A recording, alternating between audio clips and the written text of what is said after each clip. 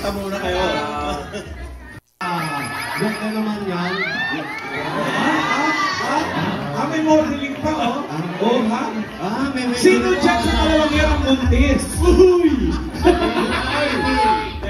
Huwag ganon. Itong buntis, nananawagan ng pangalan para sa anak niya. Yung isa nananawagan para sa bagong boyfriend. Magpuputs parang ganyan niya. Dumaan lang po kami kasi namamas ko po. Kumanta muna kayo. Welcome back mga kaaldab. Ito na naman po ang inyong lingkod, si Mr. Destiny. At magbibigay po tayo ng pinakamainit na update po ngayon sa social media. Napakarami pong update ngayon mga kaaldab. Unang-una sa lahat, confirm na po natin na si Mengay nasa 8 Bulaga. 8 Bulaga na po, hindi na E80. Nasa 8 Bulaga na po siya. Di po ba? Marami kasi nagsasabi na lumipad nga po raw ito at pumunta ng Singapore. Kasama nga po raw si Ibiang at si Congressman Arjo.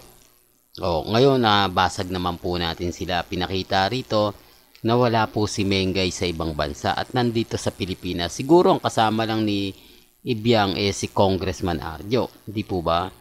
Real talk mga kaaldab, pansin nyo po ba, saan ka naman kasi makakita ng mga honeymoon kuno, mga pag-alis ng ibang bansa, kasama si Ibiang, di po ba? Pansin nyo po ba mga kaaldab, nung nag-honeymoon po si Mengay, kasama po nila si Ibiang, di po ba? Well, para lang klaro mga kaaldab, para lang po alam din po ninyo, may mga bagay-bagay nga po na mahirap nga po talagang ipaliwanag. Lalo na nga po, kapag ang pinag-uusapan ang real life couple, di po ba? Sabi ko nga po sa inyo, dito lang po sa channel ni Mr. Destiny, lahat ng mga gusto nyo pong mapanood, mapakinggan, relax lang, di po ba? Hindi naman po tayo magpapa-apekto basta-basta sa mga sinasabi at pahayag ng iba. Ang sa atin lang, di po ba, kung ano yung latest, kung ano yung trending, dun lang, di po ba? Ang dami kasing mga komento, ang dami mga sinasabi, ang dami mga pahayag, na kumbaga mapapaisip ka, di po ba? Sabi ko nga po sa inyo, dito po sa channel ni Mr. Destiny, kung gusto nyo lang naman po ng mga update, mga kaganapan, pupunta lang naman po kayo dito. At ako na pong bahala ang magbigay po sa inyo ng mga kaganapan. Kahit ano pong sabihin nila mga kaaldab, wag po kayong basta-basta maniniwala. Ang importante lang naman po dito, kung ano lang po yung latest, dun lang po kayo. Di po ba? Kaya nga po binabasag ko sila Kaya nga po yung mga nagsasabi na Mr. Destiny, imbestigahan mo nga nasa Singapore. Di po ba? Tapos wala. Tapos eto pa po yung pinakamainit. Pero bago natin pag-usapan yan, kung bago ka lang sa channel na to, at isa kang true-blooded Aldab Nation na nagmamahal po kila Mengay at Isoy, tama po ang channel na pinuntahan mo. Kaya consider na po kitang bagong subscriber at wag mong kalimutang i-share ang mga video po natin sa mga mami, sa mga titas at sa mga senior. Ito remind ko lang po mga kaaldab, hindi rito pinag-usapan si Mengay na alam naman po natin na sabay pong ikinasal. Nauna lang po ng isang araw si Mengay at sumunod na si Maha Salvador. Pero bakit kay Maha may nabuo na? Bakit kay Maha matik na? Di po ba? Ano nga po ba ang pagkakaiba? Real talk ito yung mga lagi kong pinapaliwanag. Lagi kong sinasabi sa mga dumadaan. Pansinin nyo, kapag sila po okay lang, di po ba? Pag sila nagre-react, normal lang, walang bumabatikos, walang kumukontra, lahat sang-ayon. Pero kung titignan mo mga kaaldab, pagdating po sa social media, pagdating po sa Instagram, sa Twitter, sa Facebook, maraming mga sinasabi. Maraming mga nagbibigay ng update, nagbibigay ng mga kaganapan. Hindi nila kinu-question pag pumapabor po sa kanila. Pero bakit po kapag tayo, pag Aldab po, ang medyo nagtatanong, nagdududa, nagre-react po sila?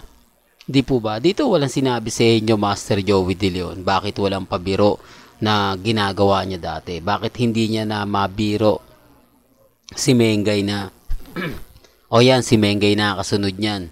Po ba magkakaroon na rin ng malaking pakwan? Yung tipong alam niya na mangyayari. Kasi hindi. Hindi niya sinabi kasi hindi po talaga mangyayari. Hindi po talaga masasabi mo na, oo nga no, Mr. Destiny, bakit hindi to binibiro ni Henyo Master Joey De Leon? Bakit hindi siya katulad ng isa na nagsasabi ng ganito, nagsasabi ng ganyan? Di po. Sabi ko nga po sa inyo, relax lang po kayo. Kasi pag dumating po yung point, mga kaaldab, tayo naman po yung wagi. Tayo yung panalo. Tapos sasabihin nila, keso ganito, keso ganon. Di po ba? Kaya nga po react lang. O update lang eh. Tapos konting reaksyon, di po ba? Medyo basagin si Henyo Master Joey De Leon. O, sinasabi niya, masaya daw po si Henyo Master Joey De Leon dahil nakuha nila yung 8 Bulaga. Sila na po yung nagmamay-ari nito. Pero okay lang naman po.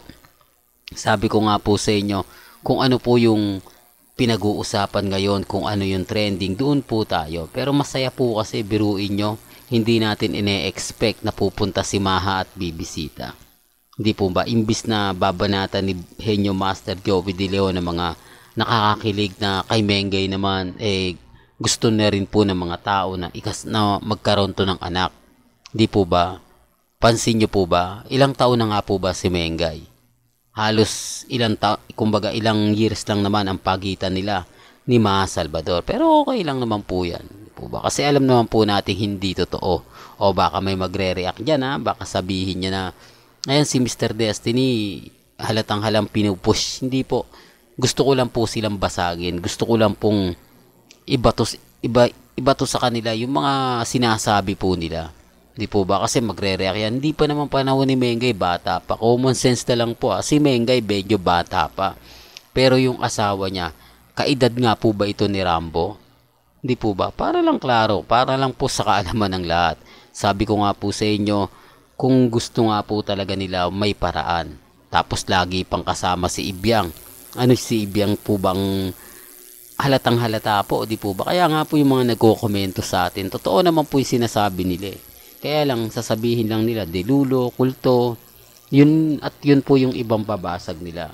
Yun at yun po yung sasabihin nila. Kasi wala naman po talaga silang po pwedeng ibato at po pwedeng sabihin.